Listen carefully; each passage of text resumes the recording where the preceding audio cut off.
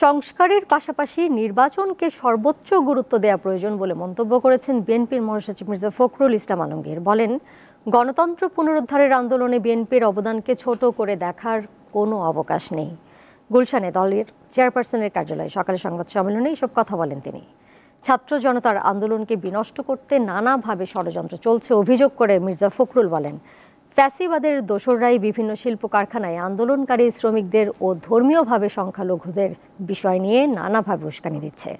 ছাত্র জনতার আন্দোলনে নিহতদের মধ্যে বিএনপির 422 জন নেতাকর্মী রয়েছে বলে জানান মির্জা ফখরুল।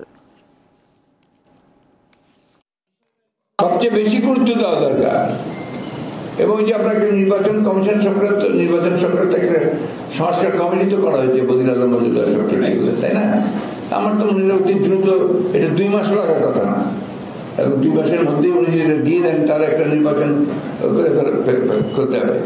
নির্বাচন কেন্দ্রিক যে সংস্কার করা প্রয়োজন, অর্থাৎ নির্বাচন কমিশন, প্রশাসন, আপনার আইন শৃঙ্খলা বাহিনী, জুডিশিয়ারি, এই কথাগুলি আমরা বলেছি।